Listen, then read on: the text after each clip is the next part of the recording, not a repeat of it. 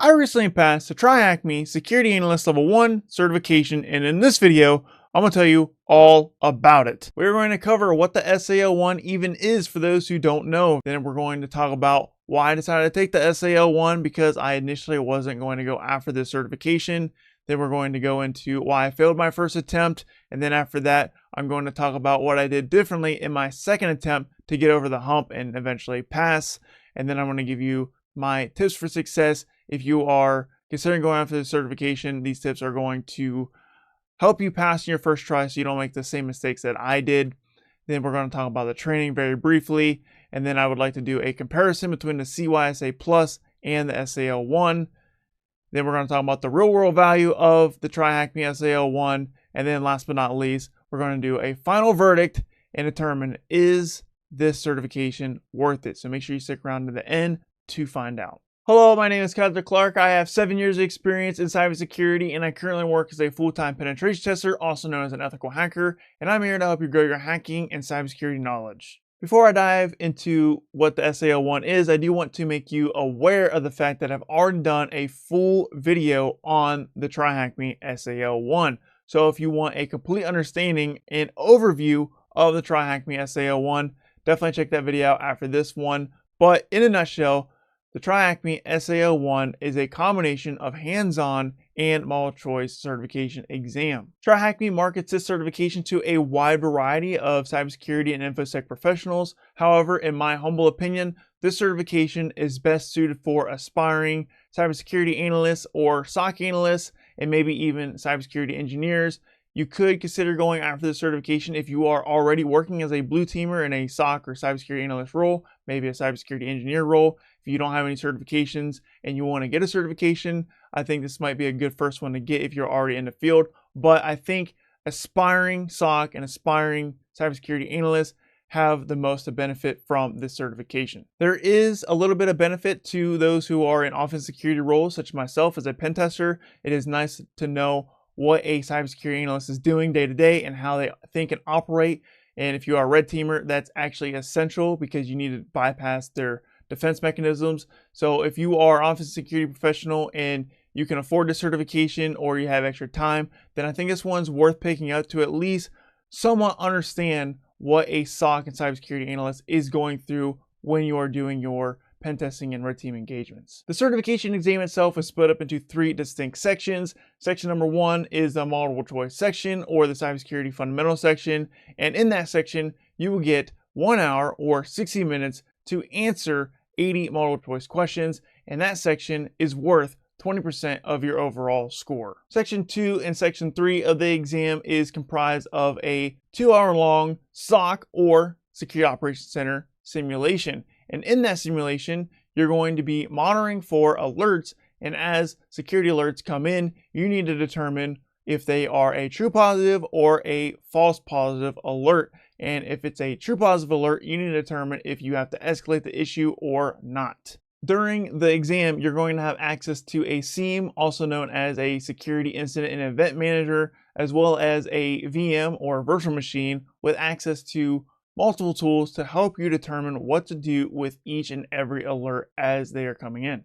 And for every alert that you close out, you need to write a detailed case report. And for each simulation, you're going to get a scenario that's going to have background information related to the business, and you're going to have special rules for different kinds of alerts. So make sure you pay attention to the entire scenario before you start dealing with alerts, because they do give you a lot of information for the scenario at hand. And every scenario is a little bit different. They do tell you how many alerts are going to be in the scenario, but every single scenario does have a different amount of alerts. And each SOC simulation is worth a total of 40% of your overall score, and you need a total of 750 points out of 1,000 to pass the exam. You have 24 hours to complete the exam once you start. However, you will spend no more than 5 hours in the exam environment. So once again, you'll be spending no more than 1 hour on the multiple choice questions and no more than 2 hours for each SOC simulation. So you're going to get 24 hours to complete 5 hours worth of work. So that means you're going to be able to take as much or as little of a break as you want or need in between each section. So I highly recommend taking all the break you need in between each sections. You don't need to cram it all in a 5-hour window. They do give you a full 24 hours to complete all 3 sections of the exam. And if you already have an existing TryHackMe subscription, you are going to be paying $297 for this certification exam. And if you don't have the TryHackMe premium subscription, then it will cost you $349 for a certification exam voucher. Each certification exam voucher comes with 1 free retake, and if you need 3 or more attempts at the exam, you can purchase additional vouchers at a discounted rate, and the exam itself is not proctored. However, there is an identification verification step when you check in to take the exam. So why did I go after the TryHackMe SAL1 when I didn't initially want to go after it? It wasn't very interesting to me. And the reason why it wasn't very interesting to me is because I'm highly focused on offensive security, penetration testing, and red team training and certifications. And honestly, I don't think it's worth my time to go after blue team certifications at this point in my career. Now, like I said, it does help you knowing how the blue team operates as a red team or a penetration tester or offensive security professional. However, certification like this really doesn't move the needle that much for an offensive security professional. So that's why I wasn't interested in it. So why did I go after it? The reason why is because I got the certification exam for free. Now, this video and my other TryHackMe SAL1 video was not sponsored, is not sponsored, never had a sponsored video up to this point, but I make these videos to make you guys aware of the career landscape in cybersecurity. So I got this certification exam for free because everybody, and I mean everybody, who had a CompTIA CySA Plus or a Blue Team Level 1 was eligible to get a free exam attempt from TryHackMe for this certification. If you're getting value out of this video so far, do me a favor and like the video and subscribe for more hacking and cybersecurity content. Here is my first exam attempt. This is exactly what I saw as soon as I got out of the first exam. You can see I failed. Unfortunately, you did not pass the SAL1 exam. And here is the score. I got 727, and you need a 750 to pass. You can see it was my first attempt, and I spent a total of 4 hours, 21 minutes, 56 seconds on the exam. Scrolling down, here is more detailed information on the score. So you see section 1, that's Security Analyst Fundamentals. This is the multiple choice section. I got a 190 out of 200, so I absolutely crushed this. And you see I got all green dots in each category of that. So overall, I thought the multiple choice questions were pretty easy. As someone who has 16 other certifications, you can see the wall of certification behind me. I'm no stranger to multiple choice questions and exams, so I absolutely killed this. And to me, that was pretty easy. Now, moving on into the hands-on sections, different story. As you can see, I failed each simulation right here. All right, opening up section 2, foul play here. Foul play being the name of the scenario, and I have no idea how many possible scenarios the TryHackMe SAL1 has, but I will say I did get 4 completely different scenarios for my 2 exam attempts. So in my second attempt, I didn't get any the same scenarios. I had 2 completely different scenarios. So I didn't have any knowledge of the alerts coming in when I was doing my second attempt. I didn't have that advantage going in. I scored 294 on this scenario, and that goes to 400. As you can see, they give you like a pass mark here, just below the mark. I didn't do half bad for instant classification. You see I did 120 out of 150 points possible, and I didn't misclassify a true positive. That means an actual attack. So every real attack that came in the network, I identified correctly, which is really good. I'm really proud of the fact that I didn't miss any of those. And then moving into the next section here, false positive misclassified, I had 2. So what does that mean? So for those who don't know the difference between a true positive and false positive misclassification basically means that an alert came in, it wasn't a malicious alert. It wasn't a cyber attack. It wasn't an attacker in the network, but I marked it as an attacker in the network, basically. And that's better safe than sorry. That was the approach I took. I was like, better safe than sorry. And in my opinion, that is better than missing a true positive. You never want to miss a true positive in the real world, but in the real world, it doesn't hurt you to mark a false positive all that much. In my opinion, less impactful, but you're still going to lose points for it in this exam. So keep that in mind. So better safe than sorry approach. I would not take that for this exam. Moving into escalation here, as you can see, I got 150 out of 150. Now, as I said, escalation, you only need to escalate certain true positives. So when you mark something as a true positive, you need to mark it for escalation, or you need to not escalate it. And what does escalation mean? For those that don't know, escalation means we're sending this alert to the incident response team. We're sending this alert to the security analyst level 2, or maybe this security analyst level 3 or 4. It's going up the chain. Not every true positive gets escalated. And as you can see here, you're going to be judged. That's actually a significant portion of the exam is escalation. So make sure you are escalating things or not escalating things correctly. In each scenario, there's going to be some rules that you need to pay attention to. You're going to get like some information about the business that you're operating in, and then you're going to get some rules like the SOC team will be like, hey, we've been getting these types of attacks lately. When you get this type of attack, don't escalate it, or if you do get this type of alert, escalate it. And you make sure you pay attention to the rule and you follow them to the letter, because sometimes, one scenario, that type of alert might need an escalation, but in another scenario, that same alert might not need an escalation, because each scenario has a little bit different rules that you have to follow, and you have to really pay attention to those. Moving into the case report, and this is where I lost a lot of points. As you can see, I got 24 out of 100. Now, one mistake that I made was thinking that the report didn't matter. Matter of fact, in my first SAL1 video, I talked about how I didn't like how it didn't require a report. Well, that's why I failed, actually. The reason why I failed this exam is because I wasn't taking the report seriously, as you can see. Now, I said earlier in this video that you need to write a detailed case report. And when I say detailed, I mean detailed. You want to leave no stone unturned. The first attempt, I was writing a few sentences to a paragraph per case report. And in the second attempt, I changed that because in my feedback, as you can see right here, it says your feedback powered by AI. I don't want to show you my feedback. And the reason why I'm not showing you my feedback is because it talks about oddly specific things in that scenario. For example, like, hey, you mitigated these type of attacks correctly. You identified this tool being used in the network. And I don't want to give you that information because I don't want my certification revoked, because even though I didn't want this initially, I do want to keep the certification around because it is nice to have. So I don't want to lose my cert, and I don't want to share my feedback that was given to me by the AI. But it is important to know that your feedback is powered by AI. So that's another reason why I thought reporting wasn't a big deal in this exam, is because I figured, well, no one's going to read my report. Why do I need to write that much about it, right? Boy, was I wrong. So AI is going to read that report, and it's going to judge you very harshly. Moving on to section 3 of my first attempt, SOC chaos. As you can see, I did worse. I had 243 points. I had 75 out of 150 for incident classification. Once again, I missed 0 true positives, but I marked 5 false positives as true positive, and I lost a lot of points because of that. I did pretty well on escalation, I think, here, but I did miss some points. I either escalated things that didn't need to be escalated, or I chose not to escalate things that needed to be escalated.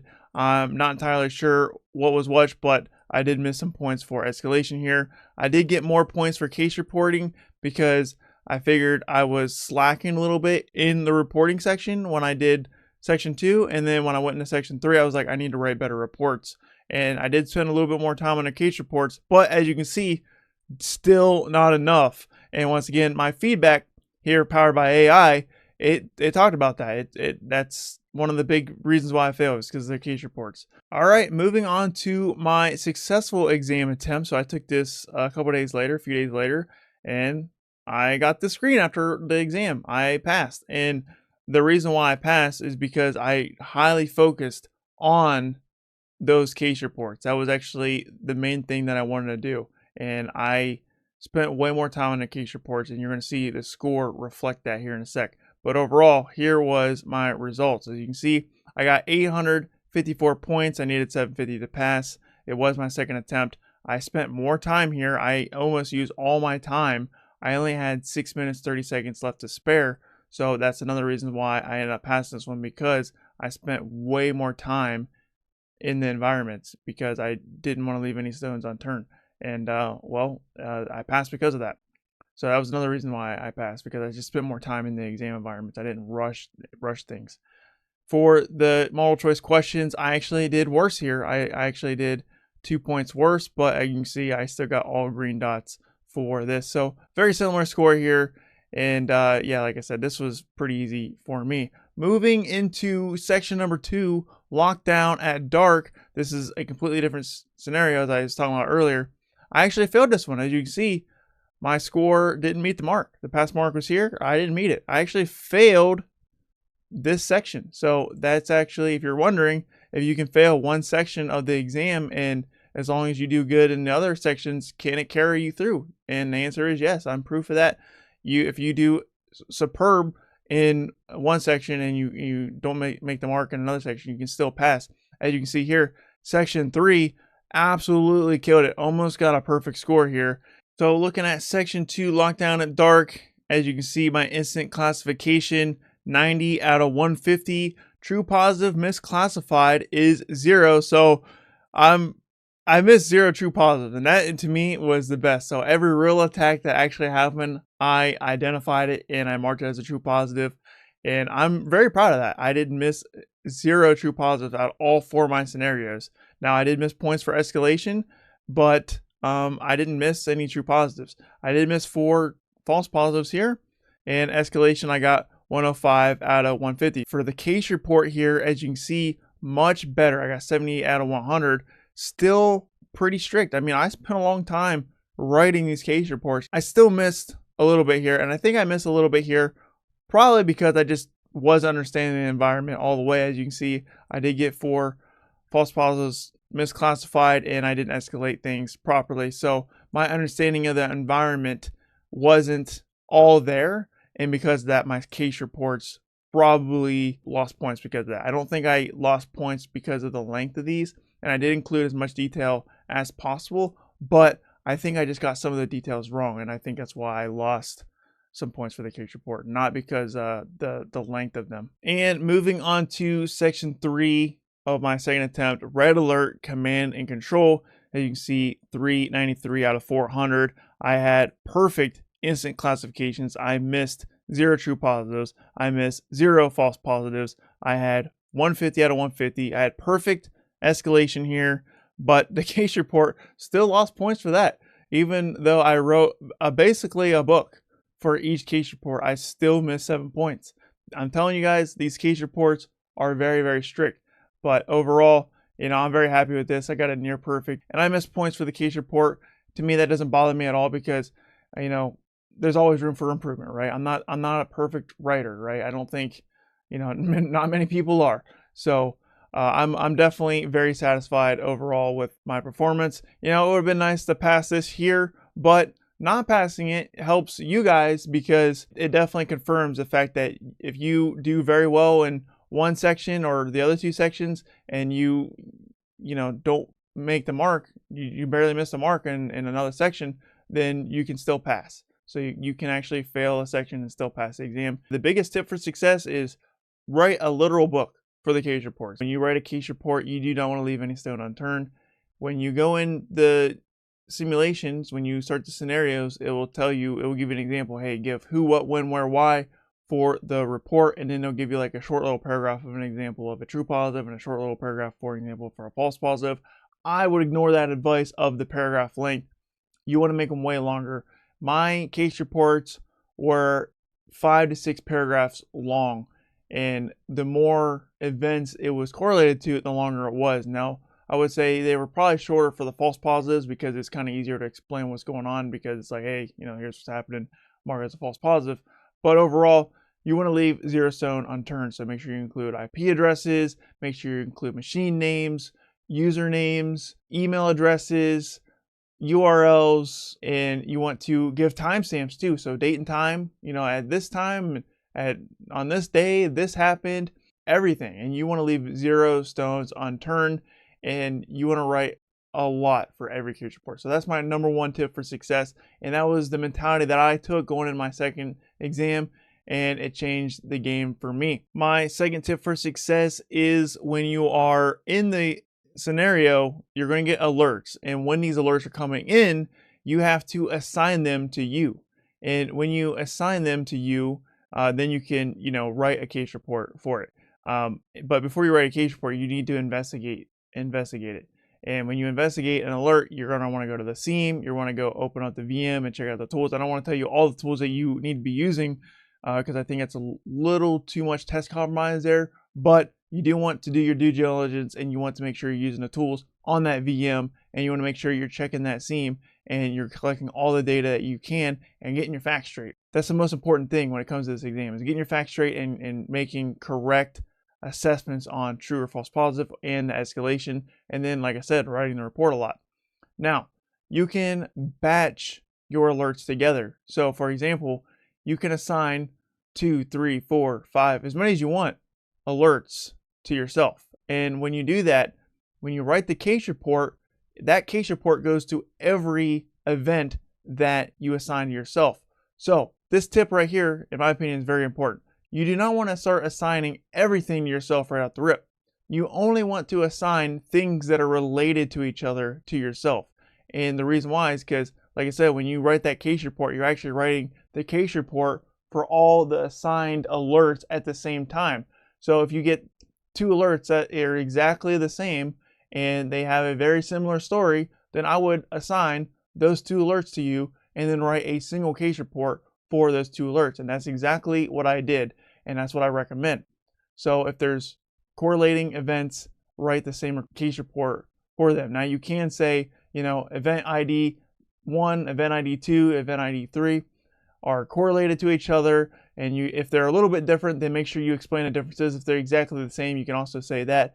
But overall, you can write the same case report for multiple alerts if the alerts are related to each other. And that's what I did, and that's what I would recommend to you, because that's going to save you time, because you don't want to write the same story over again for the same alert that's basically the same, so you can batch those reports, and that's one way you can speed up and manage your time a lot more efficiently. The next tip for success I want to mention here is, just because you close out an alert doesn't mean it can't change later. So as the scenario goes on, you might mark an alert one way, and then an hour later, you can get an alert that changes the entire thing. And you will have to go back and change the classification of previously closed alerts. And that's part of the simulation. That's what you're being tested on, right? Because at first it could be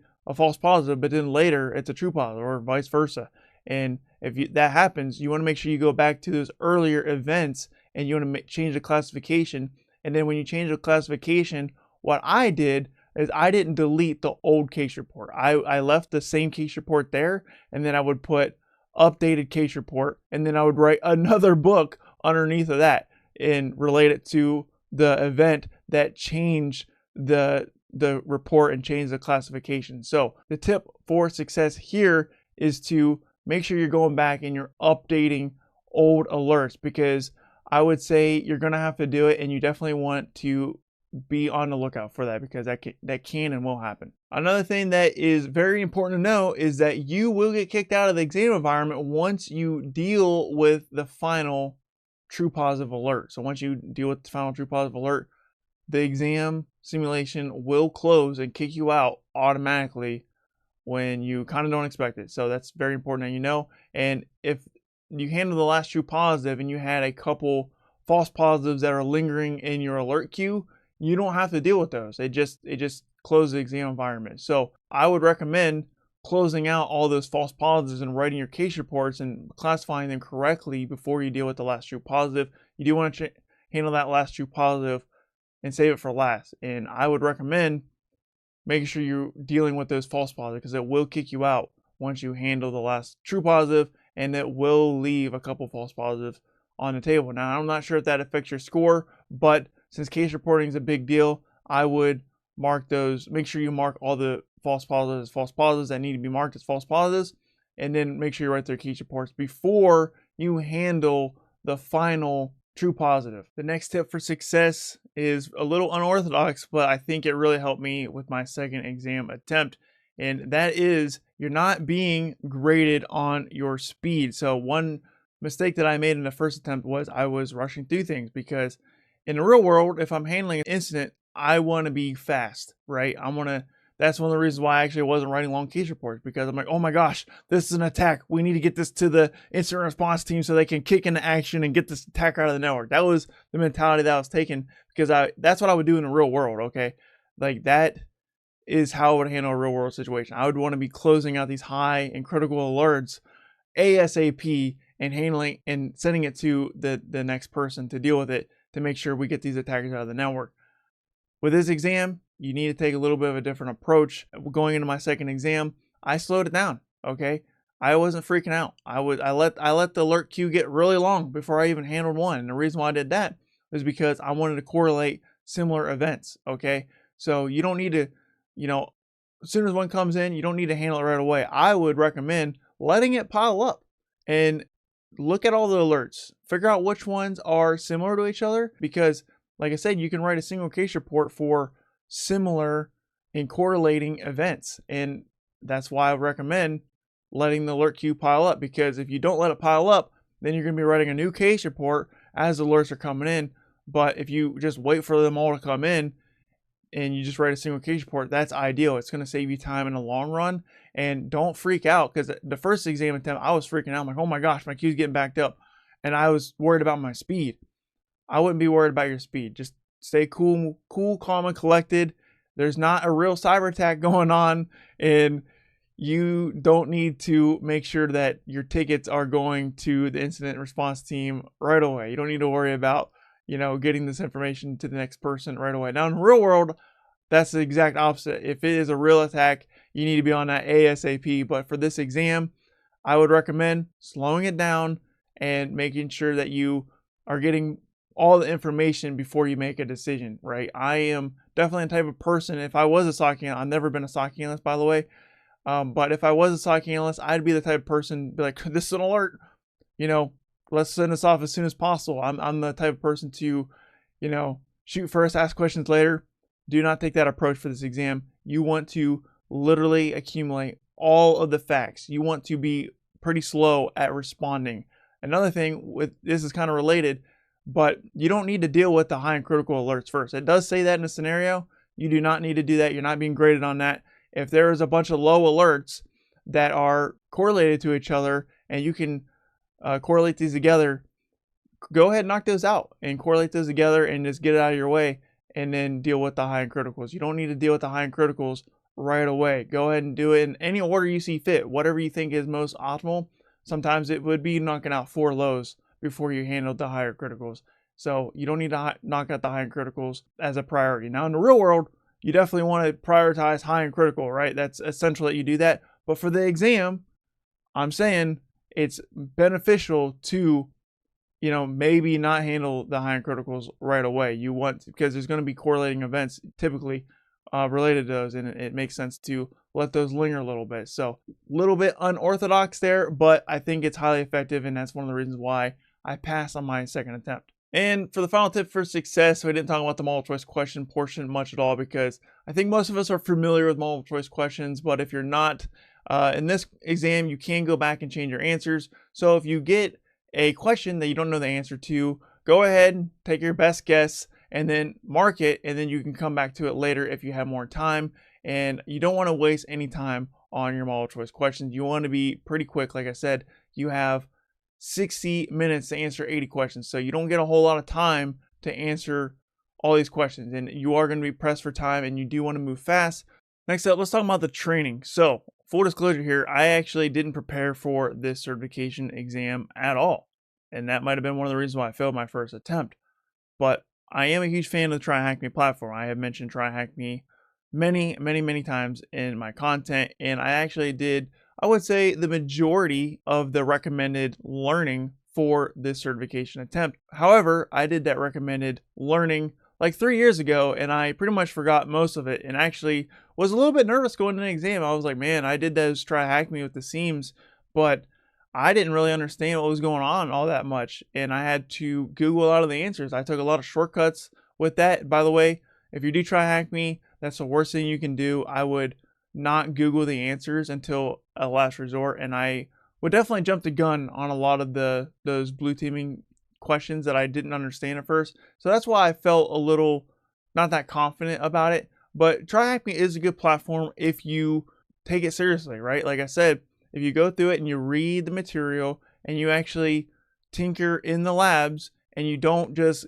Google the answer as soon as you have a sign of struggle, you're going to be fine. This isn't talking about the SOC simulations. Now, the SOC simulation is also part of the recommended learning, and you actually can probably get first-hand experience with the scenarios in this exam if you do that SOC simulation. I did not do the SOC simulation, guys. I didn't touch it. I had no interest in touching it.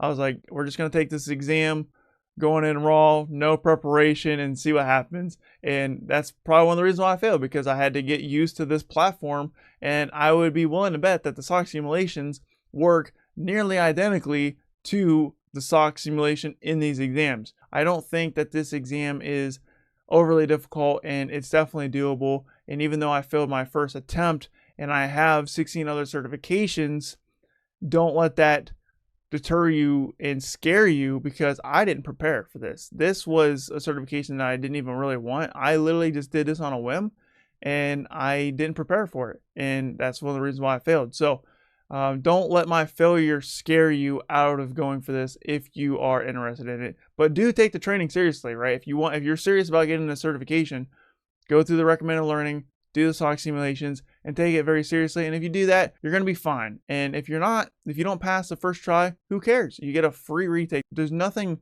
negative about failing your first attempt, especially if your second attempt is for free. There's no shame in that. So when it comes to TryHackMe SAL1 versus CySA, I would say the CySA Plus is definitely easier in terms of hands-on components, right? The CompTIA performance-based questions, in my opinion, are not that hands-on, and they're pretty easy. And the TryHackMe SAL1 hands-on component blows the CySA Plus hands-on component out of the water. I wouldn't even consider the CySA Plus hands-on at all. It's just, the performance-based questions, I like to say, is multiple choice questions on steroids, hands-on component. Well, without a doubt, the edge goes to the TryHackMe SAL1. Now let's compare and contrast the multiple choice question between the CySA Plus and the TryHackMe SAL1.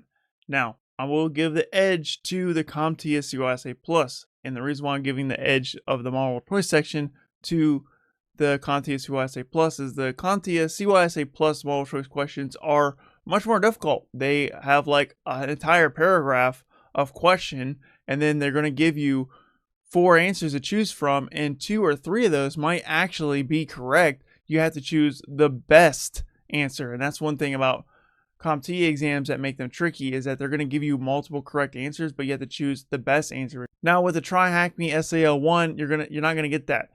There is 1 correct answer and 1 correct answer only, and 3 incorrect answers. Furthermore, when it comes to the CySA Plus questions, sometimes you're going to get like an image, and it's going to be like, a Wireshark snapshot, or like a snapshot of a seam, and it's going to have you, say, hey, what type of attack is going on here? And then you have to try to figure it out. Now, you get those kinds of questions in the TryHackMe SAL1 hands-on component, because you're going to be in a real seam. You're going to be looking at real logs, right? And you need to correlate these with events. So that's where the TryHackMe SAL1 hands-on component shines. And that's one of the reasons why I think it's okay for the TryHackMe SAL1 to have a little bit easier questions, a little bit less lengthy questions without a bunch of screenshots. But overall, I thought the multiple choice questions was better for the CySA Plus. So with that being said, like, what would prepare someone better to be a SOC analyst, the CySA Plus or the TryHackMe SAL1?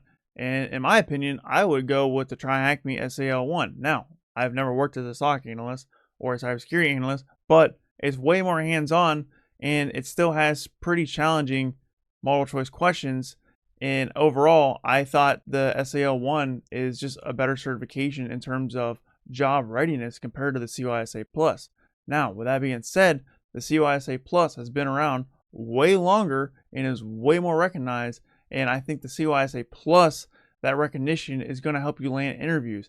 A lot of these hiring managers and recruiters, as I said in my first SAL1 video, they're not going to know what the TryHackMe SAL1 is all about.